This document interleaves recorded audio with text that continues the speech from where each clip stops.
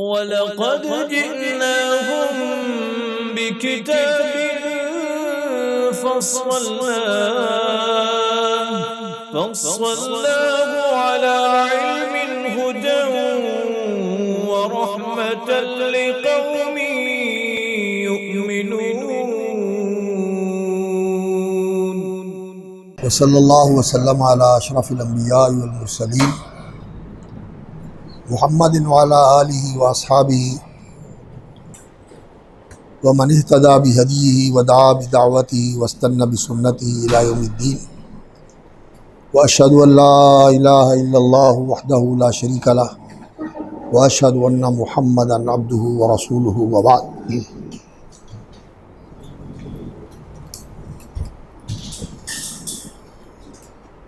سب سے پہلے تو ہم اللہ رب العزت کی حمد و ثنا عرض کرتے ہیں اللہ کی بارگاہ میں کہ اللہ رب العزت نے ہمیں دوبارہ خیر پر جمع ہونے کی توفیق عطا فرمائی. عافیت اور سلامتی کے ساتھ اللہ رب العزت نے مزید موقع عطا فرمایا اور اللہ رب العزت آنے والا وقت بھی ہمارے لیے مبارک بنائے اور ہمیں اپنی توفیق سے نوازے.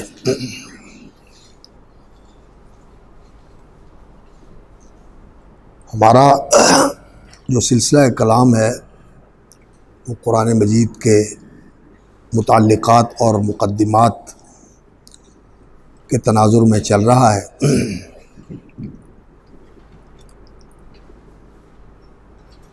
قرآن مجید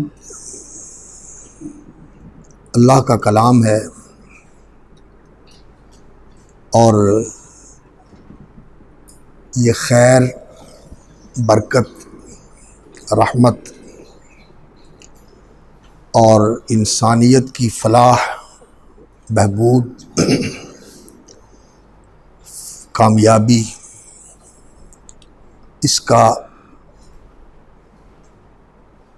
ذریعہ ہے، اس کا دستور ہے اور دنیا اور آخرت دونوں جہانوں کی سعادت کا لائحہ عمل ہے.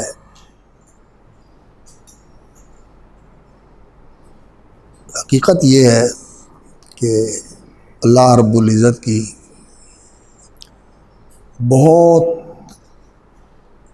بے حد و حساب نعمتیں ہیں، احسانات اور نوازشیں ہیں کہ انسان انہیں گن نہیں سکتا. وَإِن تَعُدُّوا نِعْمَةَ اللَّهِ لَا تُحْصُوهَا. لیکن ہدایت کی نعمت یہ ساری نعمتوں میں بڑی نعمت ہے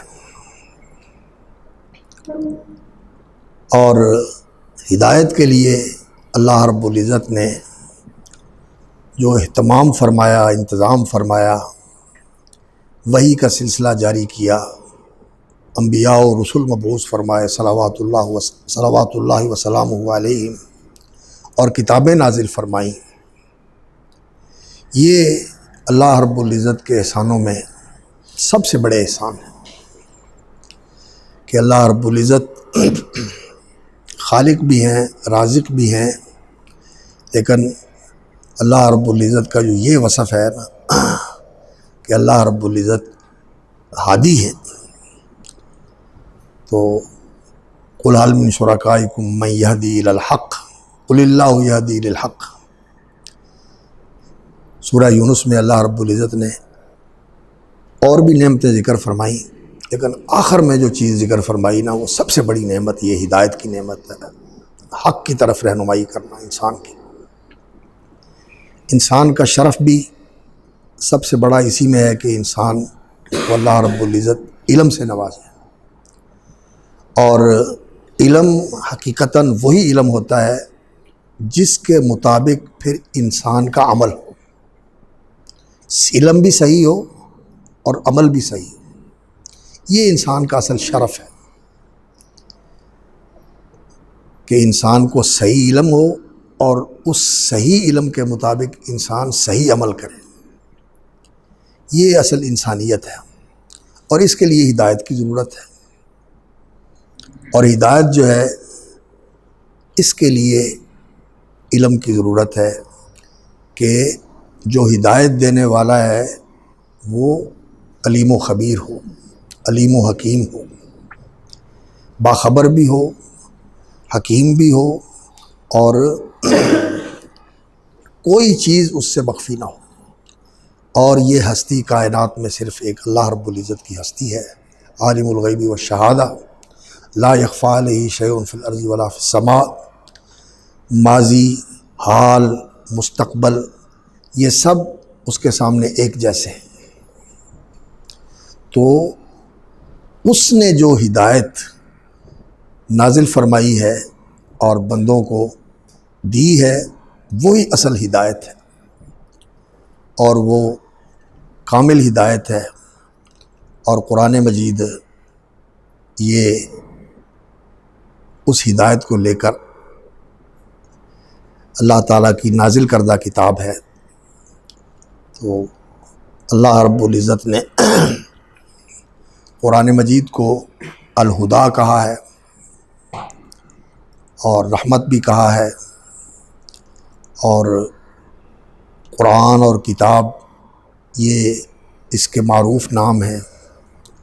اور بھی علماء نے قرآن مجید کے صفاتی نام ذکر کیے ہوئے ہیں، لیکن مشہور ناموں میں القرآن، الکتاب، اس پر آپ نے کچھ گزارشات سنی تھیں۔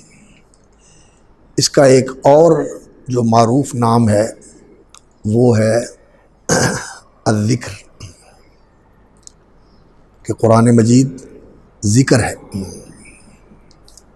وَهَذَا ذِكْرٌ مُبَارَكٌ أَنزَلْنَاهُ أَفَأَنْتُمْ لَهُ مُنْكِرُونَ وَهَذَا ذِكْرٌ مُبَارَكٌ أَنزَلْنَاهُ أَفَأَنْتُمْ لَهُ مُنْكِرُونَ۔ تو قرآن مجید ذکر ہے۔ ذکر یہ یاد کرنا اور یاد دلانا،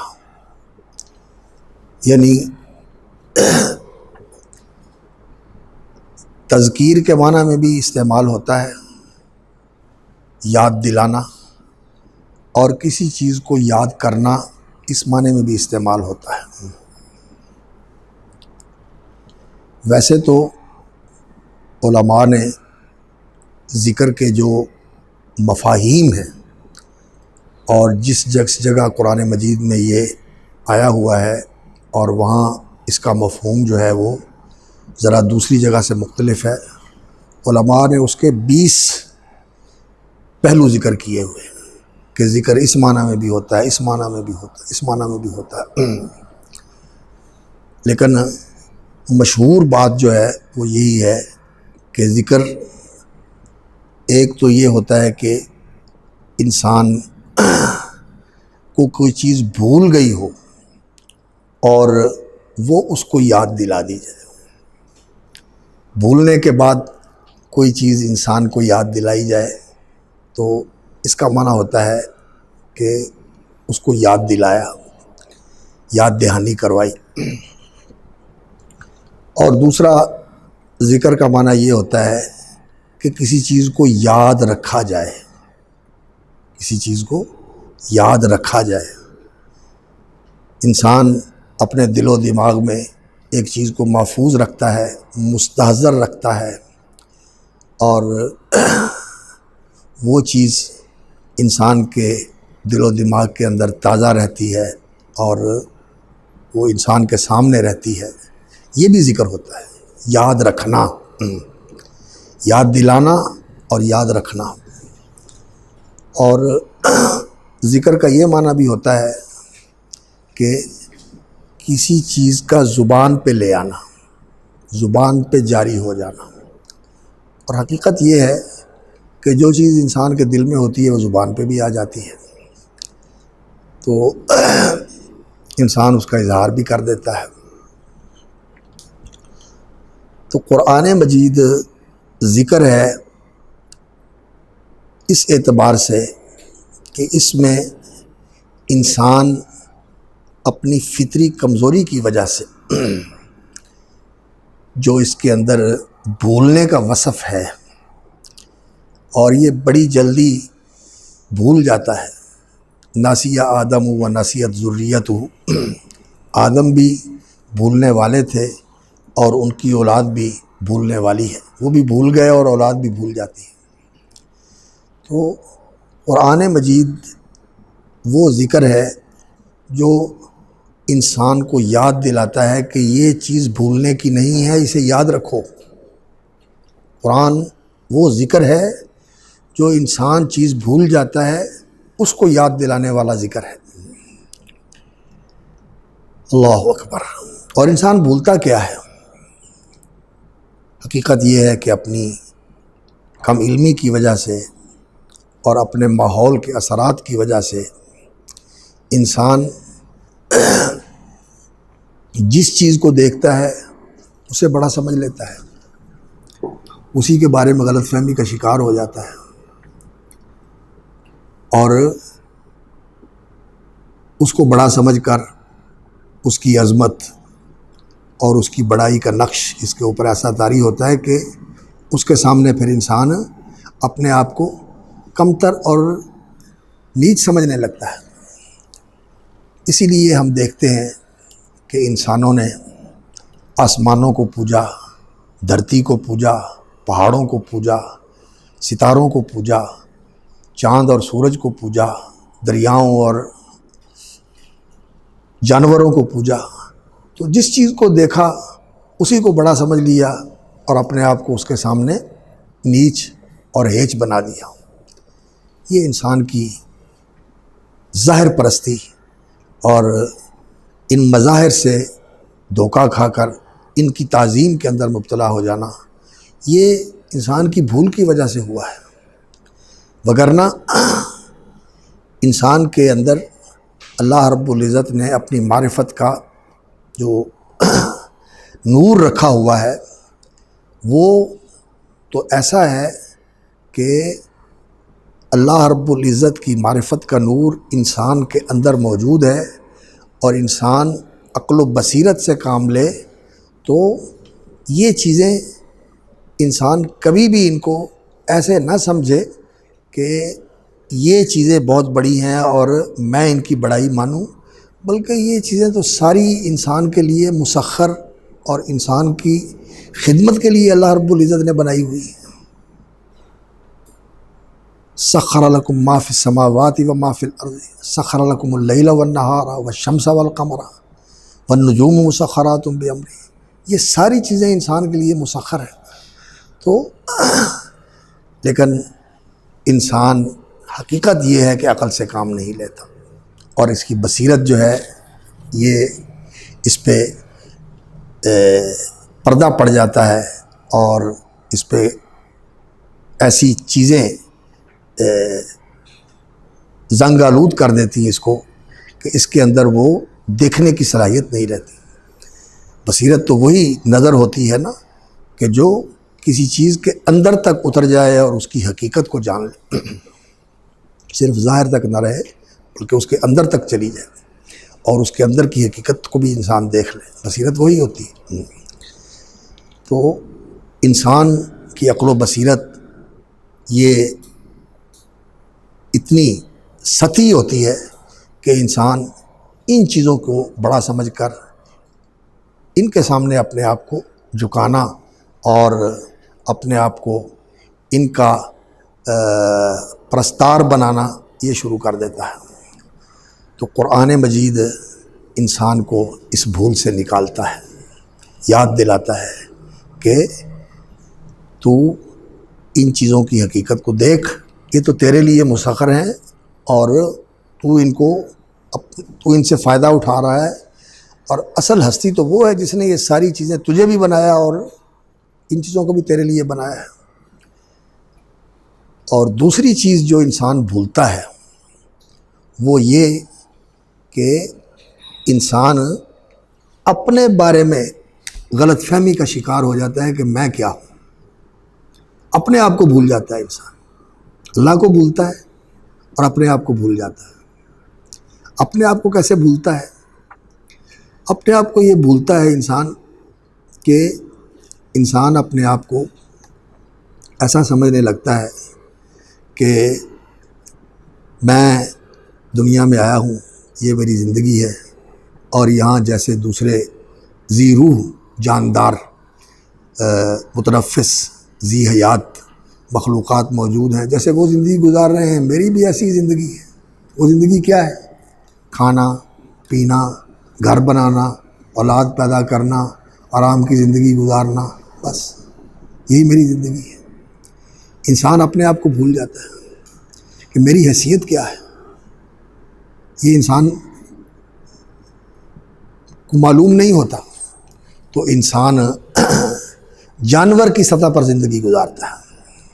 یاکلون کما تاکل الانعام والنار مثوی لہم وَلَقَدْ ذَرَأْنَا لِجَهَنَّمَ كَثِيرًا مِّنَ الْجِنِّ وَالْإِنسِ لَهُمْ قُلُوبٌ لَّا يَفْقَهُونَ بِهَا وَلَهُمْ أَعْيُنٌ لَّا يُبْصِرُونَ بِهَا وَلَهُمْ آذَانٌ لَّا يَسْمَعُونَ بِهَا أُولَٰئِكَ كَالْأَنْعَامِ بَلْ هُمْ أَضَلُّ أُولَٰئِكَ هُمُ الْغَافِلُونَ۔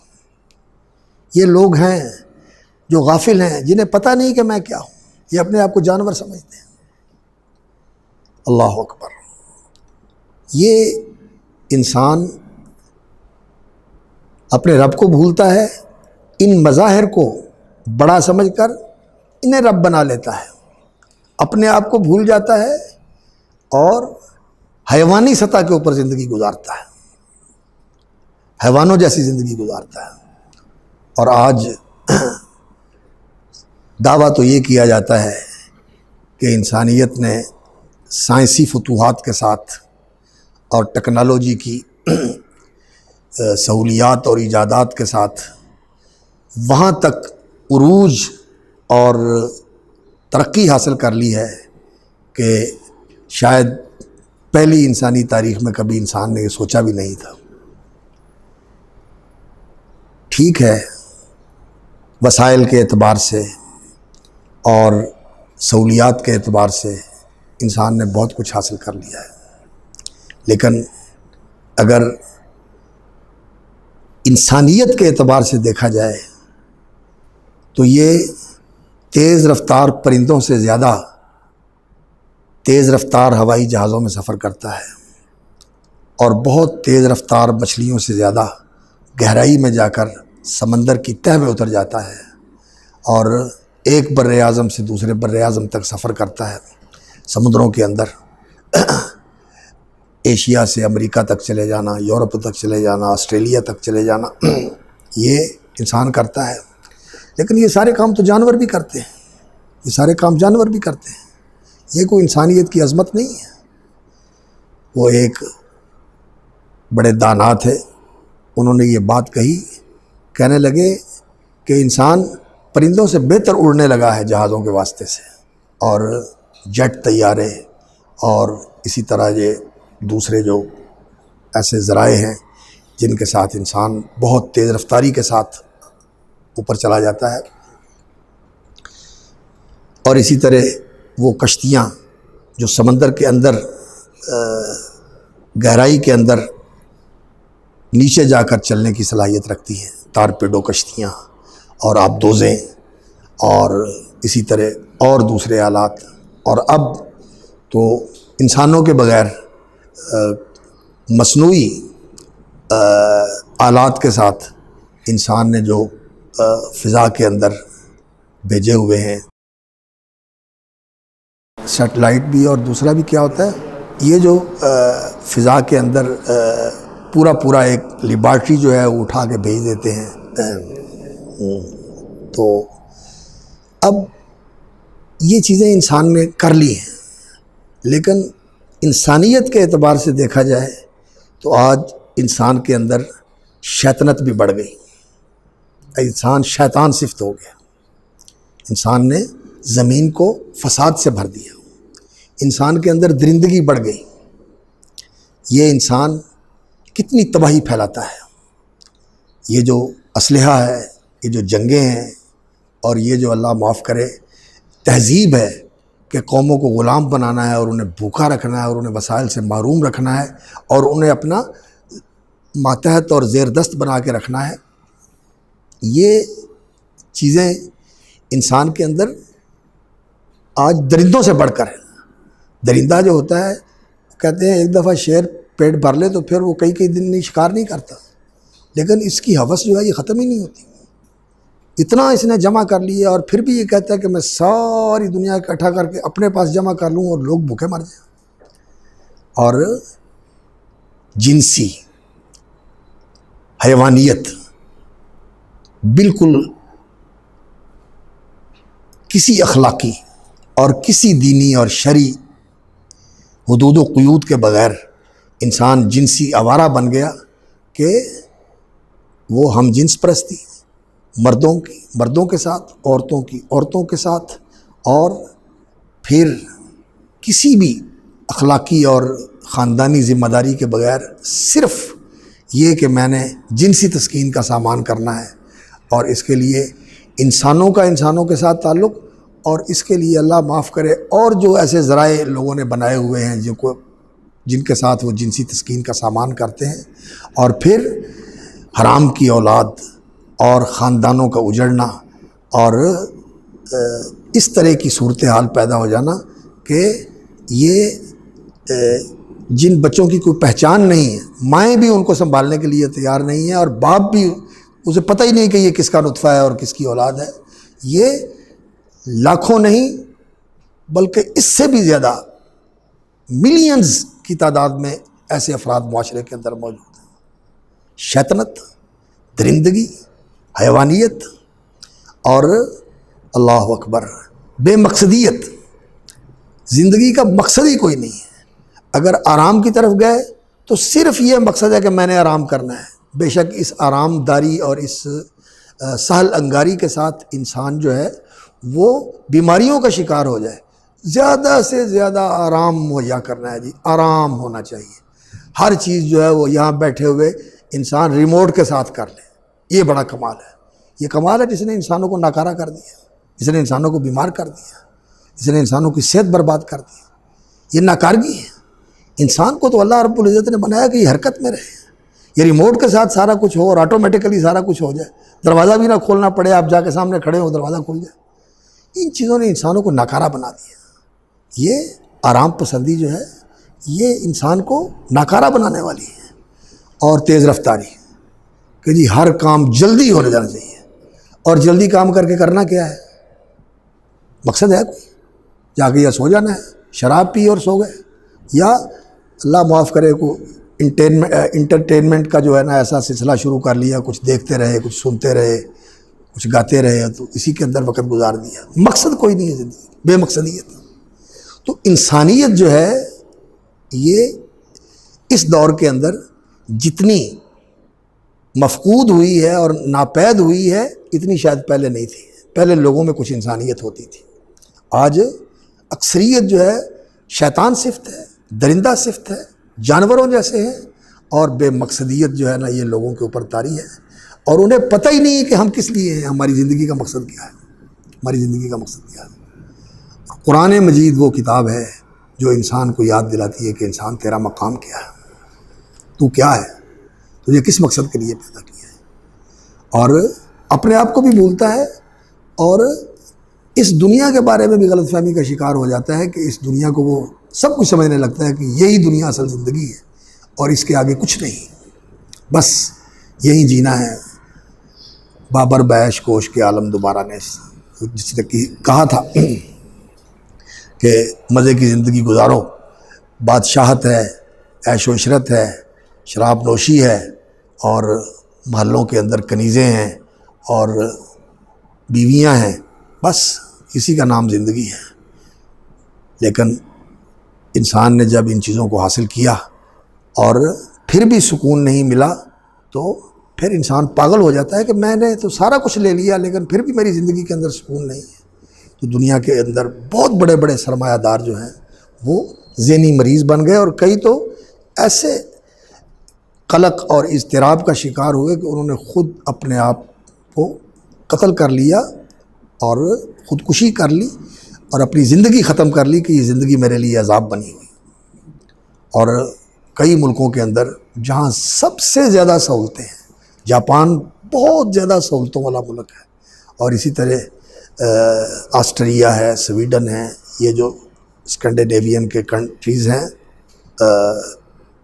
وہاں بہت زیادہ سہولتیں ہیں، لیکن وہاں قانونی طور پر لوگوں کو اس بات کا حق دیا گیا ہے کہ تم خودکشی کرنا چاہو تو کر سکتے ہیں۔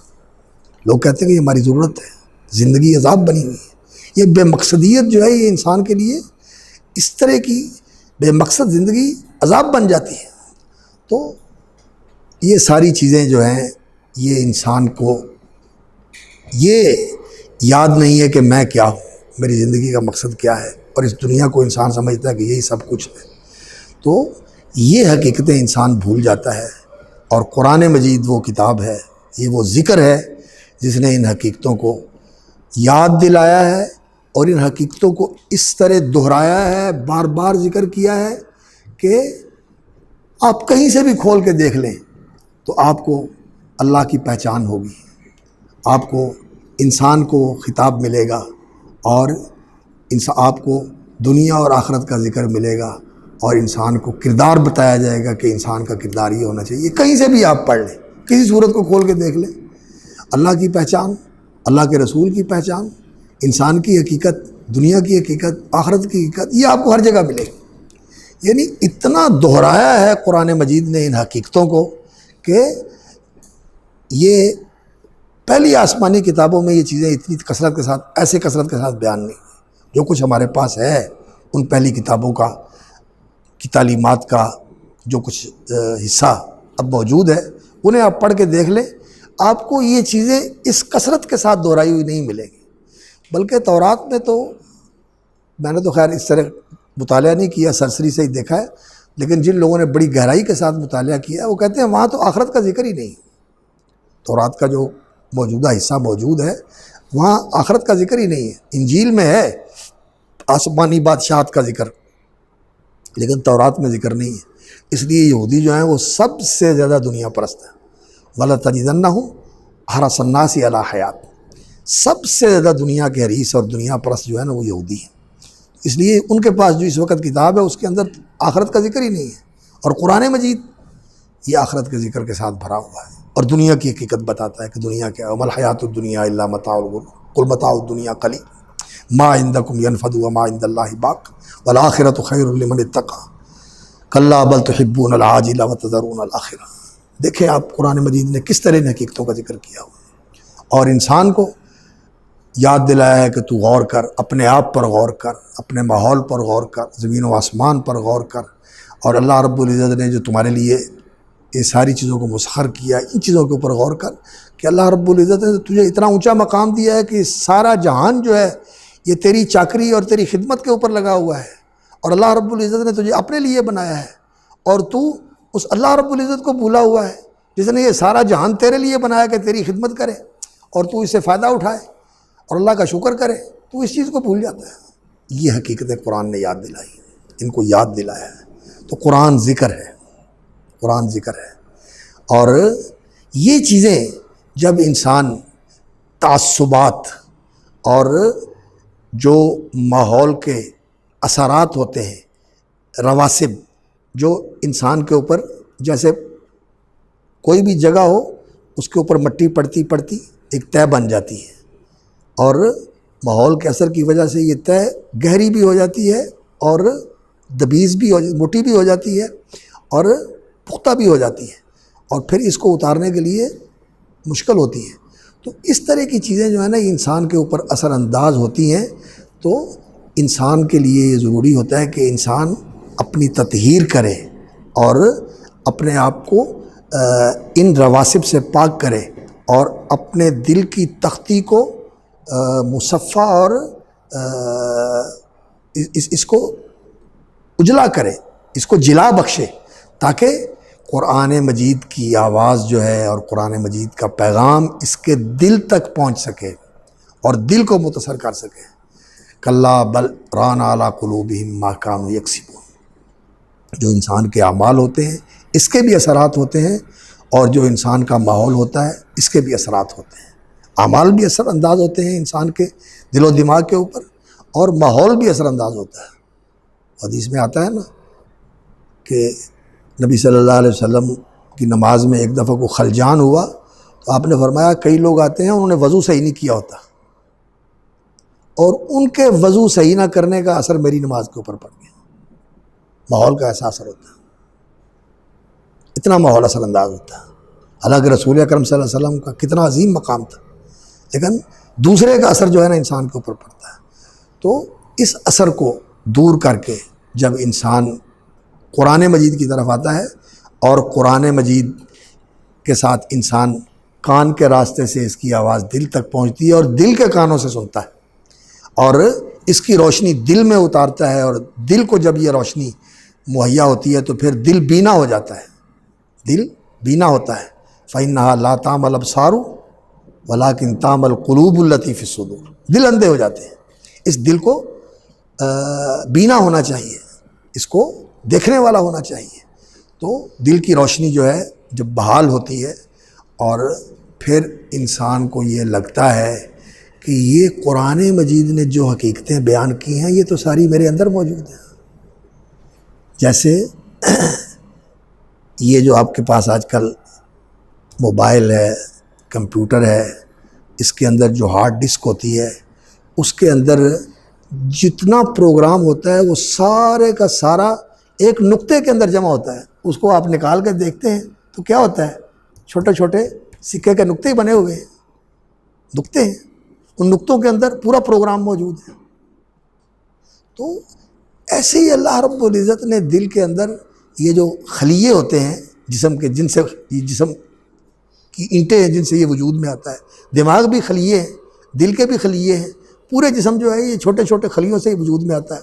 اور وہی اس کا پورا جو ہے نا اس کے اندر اللہ رب العزت نے یہ ساری چیزیں رکھی ہوئی ہوتی ہیں. تو یہ انسان کی فطرت کا شعور جو ہے یہ اس کے اندر موجود ہے. جب قرآن مجید انسان اس کو صاف کرتا ہے اور پھر قرآن مجید دل پہ اترتا ہے اور پھر انسان کو یہ بات محسوس ہوتی ہے کہ جو قرآن کہہ رہا ہے یہ تو میرے اندر ہی موجود ہے.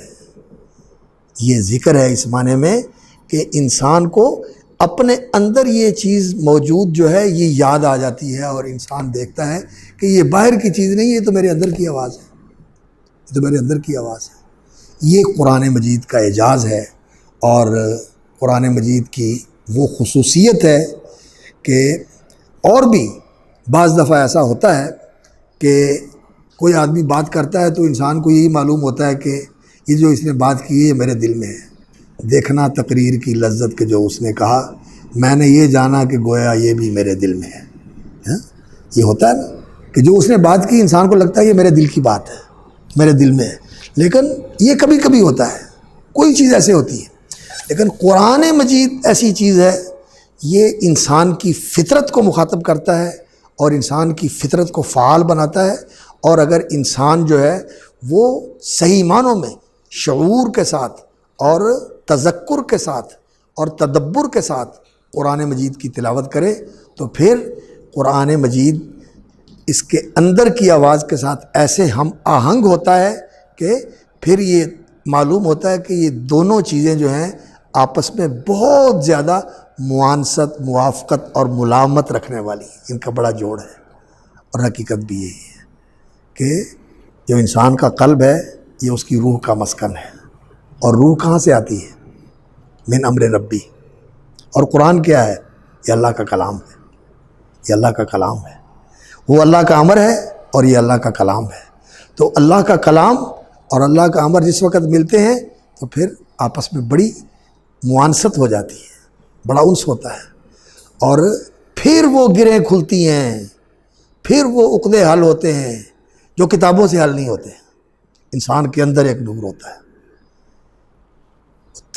تیرے ضمیر پہ جب تک نہ ہو نزول کتاب, گرا کشا ہے نہ راضی نہ صاحب کشاف. تیرے ضمیر پہ جب تک نہ ہو نزول کتاب, گرا کشا ہے نہ راضی نہ صاحب کشاف. یہ ضمیر پہ قرآن کا نزول ہو اور پھر انسان کو یہ معلوم ہوتا ہے کہ جو قرآن کہہ رہا ہے یہ کوئی باہر کی بات نہیں ہے بلکہ یہ تو میرے اندر کی بات ہے. اور پھر جو انسان کی عقل ہے, جب انسان اس پر غور کرتا ہے, اس پر فکر کرتا ہے, تو قرآن صرف جذبات کو مخاطب کرنے والی کتاب نہیں ہے. قرآن نے عقل اور فکر کو بھی مخاطب کیا ہے. قرآن برہان بھی ہے. قرآن یبین اللہ لکم آیاتہ لعلکم تعقلون یبین اللہ لکم الآیات لعلکم تتفکرون. تعقل، تفکر، تدبر قرآن مجید اس کی تعلیم دیتا ہے. تو کئی لوگ یہ بات کہتے ہیں کہ قرآن مجید جذبات کو اپیل کرنے والی کتاب ہے اور یہ فلسفیانہ مباحث کی طرف نہیں جاتا. ٹھیک ہے، یہ جو ایسے فلسفے ہیں جن کی جتنی بھی تگ و تاز اور جتنی بھی بھاگ دوڑ اور جتنی بھی سعی و کوشش ہے وہ سوائے حیرانی اور پریشانی اور اضطراب اور بے چینی کے اور کچھ نہیں، اور کچھ نہیں. فلسفیوں نے کبھی بھی کوئی مسئلہ حل نہیں کیا، صرف الجھا ہی ہے. لیکن قرآن مجید نے وہ عقدے حل کر دیے جو فلسفیوں سے حل نہ ہو سکے. اللہ اکبر. جو نکتہ وروں سے کھل نہ سکا وہ راز کملی والے نے بتلا دیا چند اشاروں میں. کیا تھی نظم مولانا ظفر علی خان رحمۃ اللہ علیہ کی، وہ شمع اجالا جس نے کیا 40 برس تک. چھوٹے ہوتے ہم پڑھا کرتے تھے جلسوں. اللہ اکبر. جو فلسفیوں سے کھل نہ سکا اور نکتہ وروں سے حل نہ ہوا وہ راز کملی والے نے بتلا دیا چند اشاروں میں. کائنات کے راز، انسانیت کے راز، انسانیت کی فلاح کے راز، یہ سارے محمد الرسول اللہ صلی اللہ علیہ وسلم نے بتا دیے. اور کس کے ذریعے بتائے؟ اس قرآن کے ذریعے بتائے جو قرآن مجید تفصیلا لکل شیء ونزلنا علیک الکتاب تبیانا لکل شیء. اللہ اکبر. تو قرآن مجید ذکر ہے، یہ یاد دلاتا ہے اور یہ انسان کو اس طرح کر دیتا ہے کہ جو بھولی ہوئی حقیقتیں ہیں یہ انسان کے ذہن میں تازہ ہو جاتی ہیں اور انسان کی زبان پر جاری ہو جاتی ہیں. اللہ کا ذکر قرآن مجید میں بار بار آتا ہے، کبھی اس کے نام کے ساتھ، کبھی ضمیر کے ساتھ اور کبھی ضمیر خطاب کے ساتھ. میں نے یہ کیا، وہ یہ کرتا ہے، ہم یہ کرتے ہیں، اللہ یہ کرتا ہے، وہ یہ کرتا ہے. بھرا ہوا ہے قرآن اس کے ساتھ. اور اسی طرح پھر انسان کو مخاطب کرتا ہے تمہیں کیا ہو گیا، تو جو ہے وہ ایسا تھا، تو اس پر غور نہیں کرتا. قتل الانسان ما اکفرہ من ای شیء خلقہ من نطفۃ خلقہ فقدرہ ثم السبیل یسرہ ثم اماتہ فاقبرہ ثم اذا شاء انشرہ. تو انسان کو اللہ رب العزت مخاطب کرتا ہے. اور اللہ اکبر، یہ چیزیں قرآن مجید نے ذکر کی ہیں جو انسان کے اندر تازہ ہو جاتی ہیں، انسان کو بھولی ہوئی چیزیں یاد دلا دیتا ہے. اور دوسری جو چیز قرآن یاد دلاتا ہے انسان کو وہ یہ دنیا ہے، اس کی حقیقت ہے اور انسان کا اصل ٹھکانہ جہاں انسان نے رہنا ہے اور جس کے لیے اللہ رب العزت نے انسان کو پیدا کیا ہے، اور وہ ہے آخرت میں جنت. اللہ رب العزت نے انسان کو جنت کی بادشاہی کے لیے پیدا کیا ہے، تو وہ انسان کا اصل گھر ہے. وَإِنَّ الدَّارَ الْآخِرَةَ لَهِيَ الْحَيَوَانُ. تو قرآن مجید اس کو ذکر کرتا ہے، دنیا کی حقیقت بتائی، آخرت کا مقام اور مرتبہ بتایا، اور یہ بتایا کہ اللہ تعالیٰ نے تمہیں آخرت کے لیے پیدا کیا ہے، لیکن یہ تمہاری نادانی اور تمہاری کم فہمی ہے اور یہ تمہاری بہت فکر اور سوچ کی پستی ہے کہ تم یہیں کے ہو کے رہ جاؤ اور اس سے اوپر اٹھ کے نہ دیکھو. اپنے آپ کو دیکھو. اللہ رب العزت نے تمہیں اس لیے پیدا کیا ہے کہ اس دنیا کے مختصر زندگی کے اندر، اور وہ بھی انسان کی جو انسان کی خواہش ہوتی ہے نا وہ پوری نہیں ہوتی. جو انسان کی خواہش ہوتی ہے نا وہ پوری نہیں ہوتی. دنیا کے اندر کسی کی بھی نہیں پوری ہوتی، بادشاہوں کی بھی نہیں پوری ہوتی، فقیروں کی تو کیا پوری ہونی. لیکن جب انسان کے دل میں یہ ہوتا ہے کہ ایک ایسی جگہ اللہ نے بنائی ہے جہاں میری اللہ خواہشیں پوری کر دے گا، پھر انسان کو اطمینان ہو جاتا ہے، وہ انسان کو راحت مل جاتی ہے. اور یہ اہل ایمان کو اللہ تعالیٰ نصیب فرماتے ہیں. بلکہ دنیا میں تو وہ لینا ہی پسند نہیں کرتے، وہ کہتے ہیں یا اللہ آخرت میں ہی دے دینا، یہاں کیا ہے، یہاں لے لیں گے تو شکر بھی ادا نہیں ہوتا، اور بعض اوقات جو چیز ملتی ہے انسان کو وہ دوسری طرف لے جاتی ہے.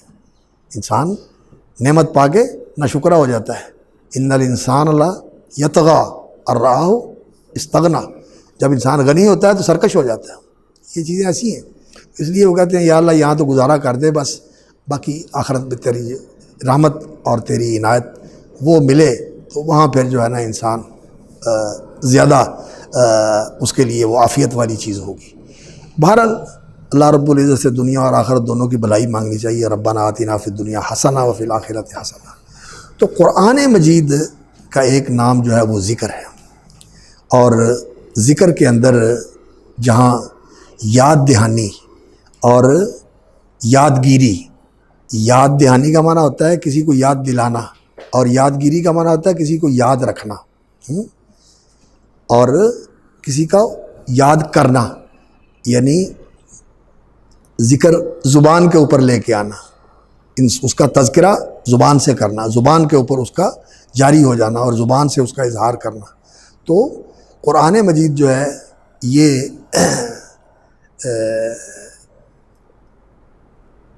ذکر ہے، یعنی اس میں اللہ رب العزت کا بھی ذکر ہے، اور اس میں اجر و ثواب بھی انسان کے لیے ہے، اور یہ جب انسان کی زبان پر قرآن مجید جاری ہوتا ہے تو یہ اللہ رب العزت اس سے خوش ہوتے ہیں، اور اللہ رب العزت بندوں کا قرآن سنتے ہیں اور بندوں کا اجر و ثواب بڑھتا ہے۔ تو یہ سب سے افضل ذکر جو ہے وہ قرآن کی تلاوت ہے۔ سب سے افضل ذکر کیا ہے؟ قرآن کی تلاوت ہے۔ اور حدیث میں آتا ہے کہ سب سے افضل کلمات جو ہیں وہ کیا ہیں؟ سبحان اللہ والحمد للہ ولا الہ الا اللہ واللہ اکبر، اور یہ بھی قرآن میں سے ہیں۔ سبحان اللہ بھی قرآن میں ہے، الحمد للہ بھی قرآن میں ہے، لا الہ الا اللہ بھی قرآن میں ہے، اور اللہ اکبر وربک فکبر، وربک فکبر ولہ الکبریاء فی السماوات والارض، ولہ الکبریاء وربک فکبر، اس کی تعمیل کیا ہے؟ اللہ اکبر۔ یہ ساری قرآن مجید میں چیزیں موجود ہیں۔ تو قرآن جو ہے یہ سب سے افضل ذکر ہے، سب سے افضل ذکر قرآن کی تلاوت ہے۔ تو یہ ذکر بھی ہے اور یاد دہانی بھی ہے، اور اس سے انسان کو یہ چیزیں یاد آتی ہیں اور انسان کے ذہن میں تازہ ہو جاتی ہیں۔ اور اگر انسان قرآن پڑھتا رہے، جیسا کہ قرآن مجید کا یہ حق ہے کہ یہ قرآن ہے، اسے پڑھتے رہنا چاہیے، اس کی تلاوت کرتے رہنا چاہیے، اور اسے انسان کو ہمیشہ اپنی آنکھوں کے سامنے رکھنا چاہیے اور اپنے دل میں تازہ رکھنا چاہیے، تو یہ چیزیں یاد رہتی ہیں، انسان بھولتا نہیں ہے۔ اور انہ لتذکرہ فمن شاء ذکرہ، یہ یاد دہانی ہے اور جو چاہے اسے یاد رکھے۔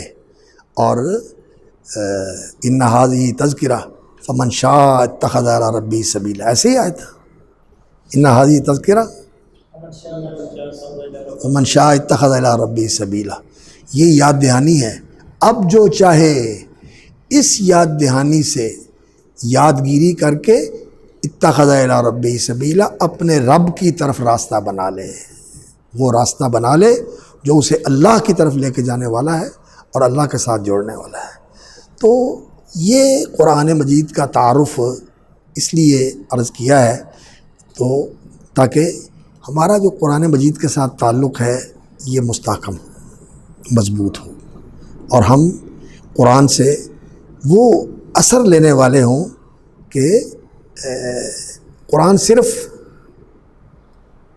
زبان اور حلق تک نہ رہے، لا یجاوز حناجرہم، نیچے نہیں جاتا، اور قرآن جو ہے یہ صرف فلسفہ اور مباحث نہ رہیں کہ قرآن فہمی اور قرآن کے متعلقات کے اوپر گفتگو ہو رہی ہے، لیکن قرآن کا اثر انسان کی زندگی کے اندر کوئی نہیں۔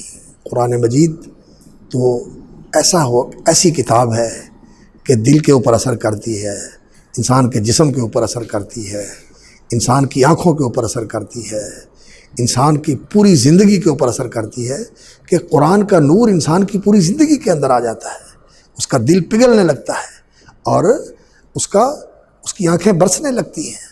اذا تتلی علیہم آیات الرحمن خروا سجدا وبکیا، اللہ اکبر، اور وجلت قلوبہم، اور تقشعر منہ جلود الذین یخشون ربہم ثم تلین جلودہم وقلوبہم الی ذکر اللہ۔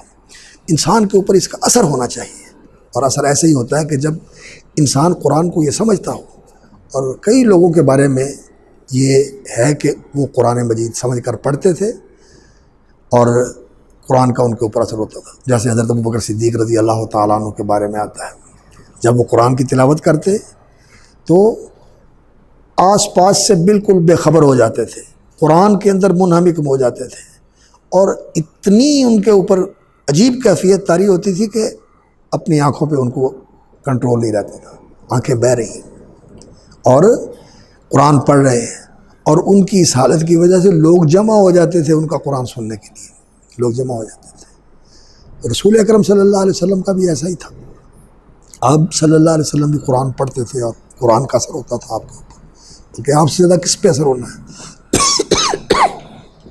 اسی طرح صحابہ کرام کا بھی حال تھا، اور پھر ان کو قرآن مجید میں لذت اور حلاوت بھی محسوس ہوتی تھی۔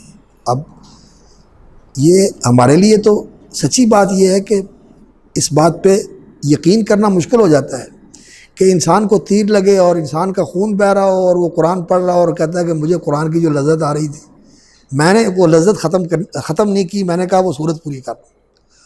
اور امام بخاری رحمۃ اللہ علیہ کہتے ہیں کہ دیکھو میرے جسم میں کیا چیز جو ہے کاٹ رہی ہے، ڈنک مار رہی ہے، تو دیکھا تو بھیڑ نے کاٹا ہوا ہے 16-17 جگہ کے اوپر۔ انہوں نے کہا آپ نے پہلے ہی جو ہے نا بتا دینا تھا اور نماز چھوڑ دینی تھی۔ کہنے لگا میں جو صورت پڑھ رہا تھا اس میں لذت بڑی آ رہی تھی۔ یہ کیا چیز ہے؟ یہ قرآن سے وہ تاثر ہے جو ان لوگوں کو حاصل تھا۔ آج اس تاثر کی کمی ہے، ہمیں اپنے اندر یہ پیدا کرنا چاہیے۔ تو قرآن مجید کا ایک نام جو ہے وہ ذکر بھی ہے۔ ذکر کے متعلق اور بھی کچھ باتیں انشاءاللہ میں اگلی مجلس میں ذکر کروں گا۔